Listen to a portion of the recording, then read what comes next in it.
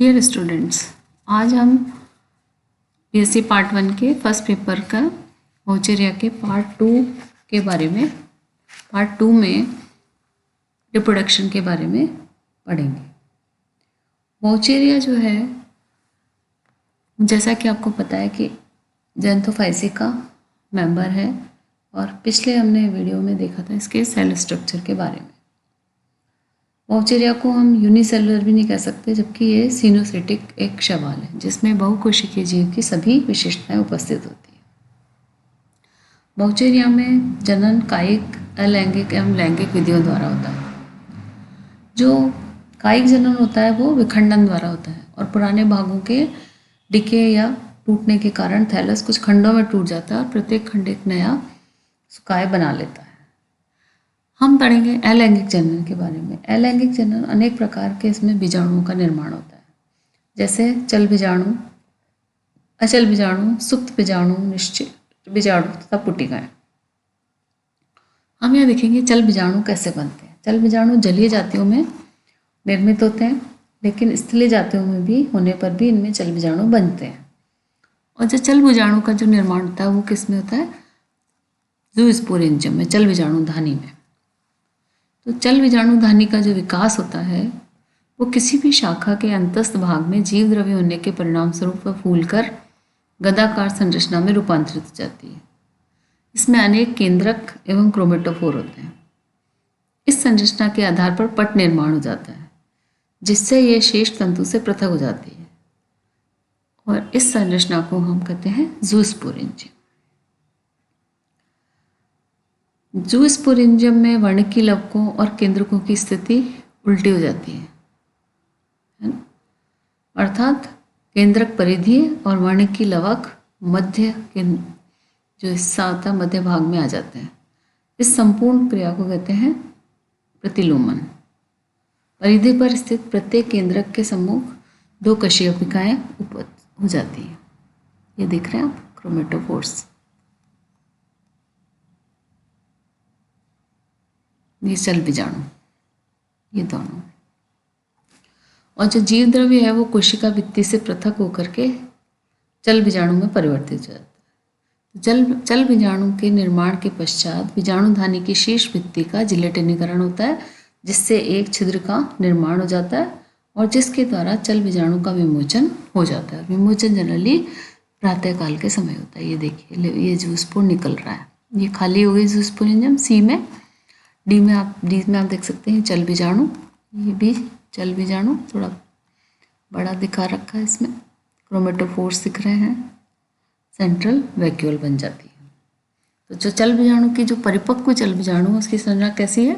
अंडाकार है या गोल होती है, बड़ा होता है, बहुकशाभी की संरचना होती है और इसके जीव द्रव्य में बाहर की ओर अनेक केंद्रक तथा भीतर की ओर अनेक क्रोमेटोफोर्स होते हैं। ये देख रहे हैं इसमें, ये बाहर कशाभिका युक्त और अंदर क्रोमेटोफोर्स और केंद्र में एक बड़ी वैक्यूल पाई जाती है।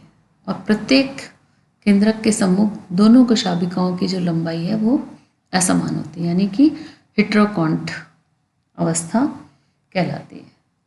अगर हम चल बीजाणु के आकारिकी की बात करें तो वोचेरिया में जो बहुकशाभिकी बहुकेंद्रकी चल बीजाणुओं की उपस्थिति जो है वो एक असाधारण लक्षण है। इस वर्ग के अन्य सदस्यों में प्रत्येक बीजाणु धानों में अनेक छोटे द्विकशाभिकी तथा एक केंद्रकी चल बीजाणुओं का निर्माण होता है। अब जिसका निर्माण स्पोरेंजियम में जीव द्रव्य के एक केंद्र की खंडों में विभक्त नहीं हो पाने के कारण होता है। इस कारण वोचेरिया के इस बीजाणु को संयुक्त बीजाणु या सचल बीजाणु सिंजोस्पोर कहना ज़्यादा उचित होगा। ये देखिए, zoospores and formation of new thallus. चल बीजाणु में जो केंद्रकों की स्थिति है उसको ये दर्शा रहा है। क्लोरोप्लास्ट, साइटोप्लाज्म, ये उसी का एक हिस्सा है काट, ये वाला, जिसमें आप ठीक से देख रहे हैं कि ये न्यूक्लियस, दो फ्लैजिला, अंदर देखिए ये क्लोरोप्लास्ट और बीच में साइटोप्लाज्म है। तो ये एक स्थिर, ये डीफ्लैजिलेटेड ज़ूस्पोर है जब इसकी कशाभिकाएँ जो हैं वो रिट्रैक्ट हो गई हैं, फिर ये ट्यूबुलर आउटग्रोथ होती है और ये इस तरह से एक स्थिर हो जाता है चल बीजाणु। और चल बीजाणु स्थिर होने के बाद इसके अंदर इस तरह की आउटग्रोथ निकलती है, जनन नलिका, और यह जनन नलिका से नए थैलस का निर्माण होता है। ज़ूस्पोर्स के द्वारा किस तरह से नया थैलस बनता है। अब देख रहे हैं हम रिप्रोडक्शन एप्लेनोस्पोर्स से कैसे होता है। इसकी जो स्थलीय जातियाँ होती हैं उनमें जनरली अचल बीजाणु द्वारा होता है। तो जलीय जातियों में प्रतिकूल परिस्थितियों में अचल बीजाणु का निर्माण होता है, जैसे वोचेरिया हमाटा, वोचेरिया जैमिनेटा आदि। अचल बीजाणु का निर्माण शाखा के अंतः सिरे पर उपस्थित अचल बीजाणु धानी में होता है। ज़ूस्पोरेंजियम में था वैसे ही बनती है एप्लेनोस्पोरेंजियम, जिसमें कि एप्लेनोस्पोर बनते हैं। अब जो बीजाणुधानी है शेष तंतु से पट द्वारा पृथक रहती है और प्रत्येक अचल बीजाणुधानी में एक पतली भित्ति युक्त बहुकेंद्र की गतिहीन अचल बीजाणु बनता है। जैसे उसमें आपने देखा फ्लैजिला थे, इसमें फ्लैजिला नहीं बनते। तो सामान्यतः ज़ूस्पोर और एप्लेनोस्पोर्स का निर्माण बाह्य कारकों से निर्धारित होता है। जब प्रतिकूल परिस्थितियां हों तो उस परिस्थिति में एप्लेनोस्पोर्स का निर्माण होता है। तो जल में कभी कभी जो अचल बीजाणुधानी होती है वो उसका जीवद्रव्य छोटे छोटे खंडों में विभाजित होकर के अनेक माइक्रो एप्लेनोस्पोर्स भी बनाता है।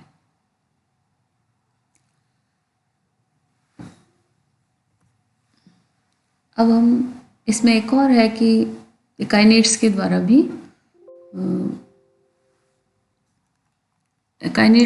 भी अलैंगिक जनन देखने को मिलता है।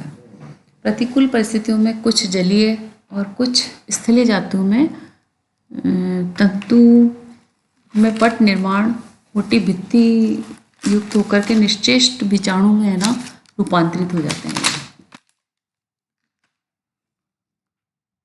अत्यधिक जब शुष्क परिस्थितियां होने पर कुछ जातियों में सुकाय का जो जीव द्रव्य है वो जीव द्रव्य छोटे छोटे खंडों में विभक्त हो जाता है, अर्थात पट तंतु के अंदर में पट बन जाते हैं और प्रत्येक खंड के चारों ओर एक मोटी भित्ति बन जाती है।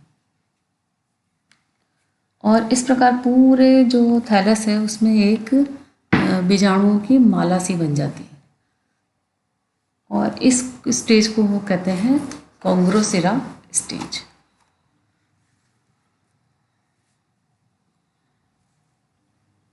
और शैवाल के समान गोंग्रोसिरा एक शैवाल है, उसके जैसी दिखाई देने के कारण इस अवस्था को कहते हैं गोंग्रोसिरा स्टेज।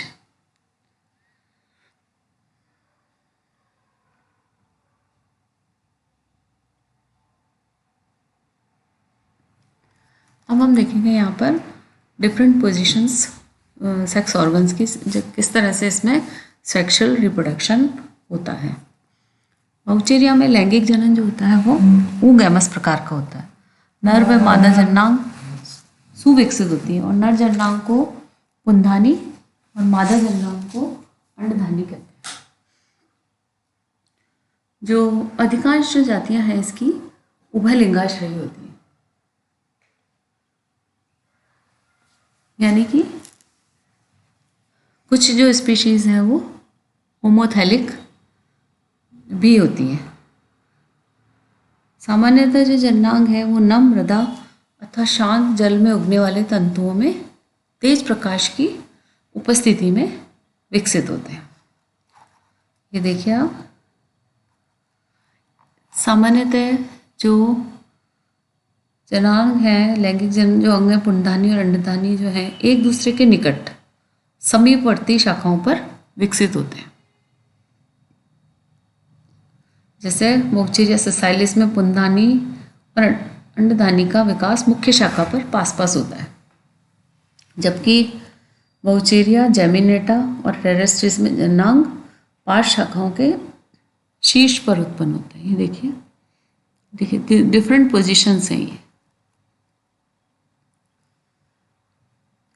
और जो गार्डनरी है वोचेरिया गार्डनरी में प्रत्येक पुंधानी कई अंडदानियों द्वारा घिरी रहती है। ये देखिए नीचे जो है सी पार्ट, 2 अंडदानियाँ। कुछ विभिन्न जातियों में पुंधानी एवं अंडधानी सवृंत या अवृंत हो सकती है।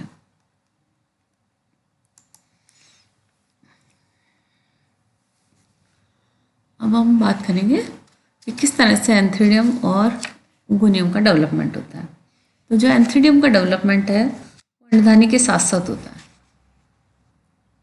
और इसका परिवर्धन मुख्य तंतु पर होता है और इसकी आकृति कैसी होती है, नलिकाकार या कुंडलित पाई जाती है। और पुंधानी का निर्माण करने वाली शाखा के दूरस्थ छोर में कोशिका द्रव्य सघन हो जाता है और इसके फलस्वरूप वृद्धि करके नलिकाकार हो जाती है। ये देख रहे हैं ए चित्र में।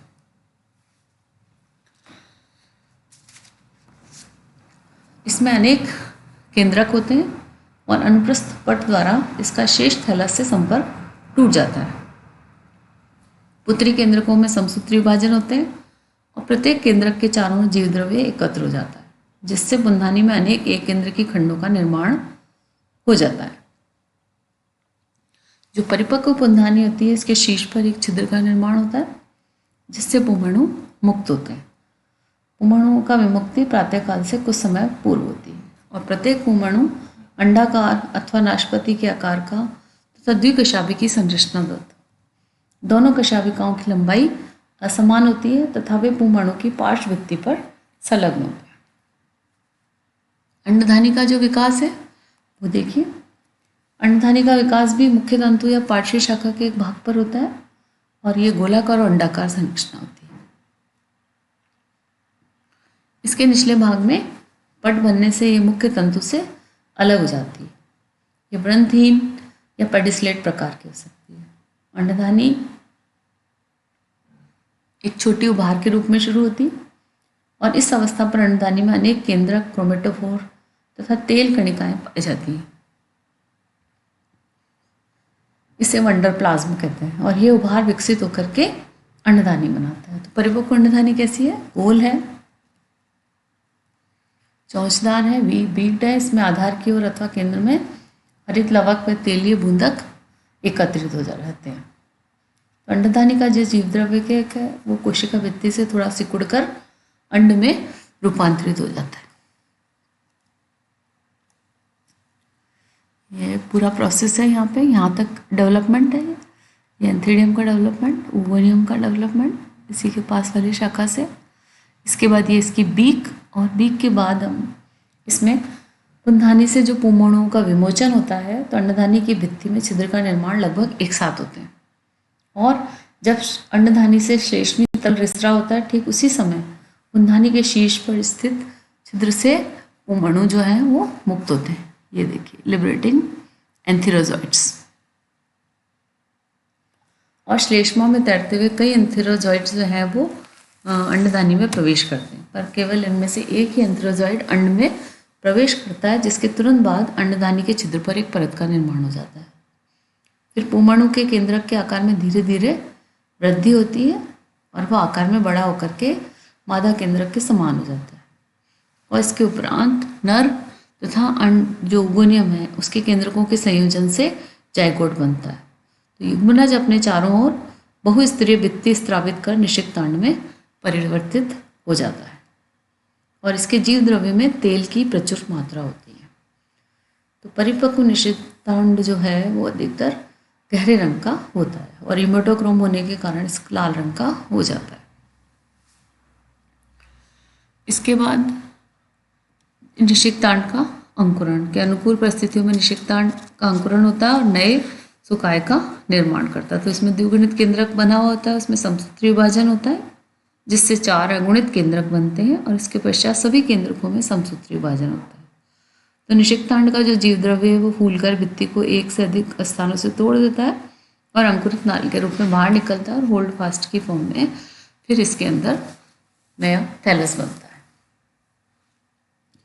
अब अगर हम देखें इसकी लाइफ साइकिल तो वोचेरिया की जो लाइफ साइकिल का जो मुख्य पादप है वो तो होता है अगुणित। तो द्विगुणित जो प्रावस्था है केवल युग्मनज में या युग्मनज में ही पाई जाती है, जाइगोट में। जो उस स्पोर है इसके अंकुरण के समय अर्धसूत्री विभाजन होता है और इससे अगुणित अवस्था पुनः प्रारंभ हो जाती है। तो इसका जो जीवन चक्र है वो हैप्लॉइडिक प्रकार का है। ये देखिए, ये सेक्सुअल रिप्रोडक्शन कैसे हो रहा है, एकाइनिट्स से, एप्लानोस्पोर से, सिंजियोस्पोर से, ये सब हैप्लॉइड। वोचेरिया के अंदर जो सेक्स ऑर्गन्स है, एंथ्रीडियम, ऊगोनियम। एंथ्रीडियम में एंथेरोजॉइड हैप्लॉइड, ऊगोनियम में एग हैप्लॉइड। स्पर्मेटोजॉइड एग, सिनगैमी हुई और जाइगोट बना डिप्लॉइड। इसमें फिर मियोसिस होता है और मियोसिस होने के बाद 4 जो न्यूक्लियाई बन जाते हैं और फिर प्रत्येक जो है वो जर्म ट्यूब के द्वारा वापस एक इसका वोचेरिया का थैलस बना लेते हैं। तो जो वोचेरिया की जो अगर हम डिस्कस करें वर्गीकृत स्थिति, तो ये सवाल एक और क्लोरोफाइसिस से और दूसरी और जंतुफाइसिस से समानता दर्शाता है। तो क्लोरोफाइसी के कुछ लक्षण हैं, जैसे इसमें कोशिका भित्ति के संगठन में सेलुलोज या पेक्टोज का होना, संचल बीजाणु के कोशिकाओं का समतल होना, प्रकाश की उपस्थिति, स्टार्च का निर्माण, कैरोटेनॉइड्स की उपस्थिति। वोचेरिया के अतिरिक्त कुछ सदस्यों में तेल का संचित भोजन के रूप में नहीं पाया जाना, जबकि जो जंतुफाइसी की में इसको लक्षणों में रखा है कि क्लोरोफिल बी का अभाव और क्लोरोफिल ई की उपस्थिति, कैरोटेनॉइड्स का मिलना, रिजर्व फूड जो है उसमें स्टार्च के स्थान पर तेल की उपस्थिति आदि। जल बीजाणु में 2 असमान लंबाई की उपस्थिति, ये सब जो कैरेक्टर्स हैं वो इसको जंतुफाइसी में रखते हैं। Thank you.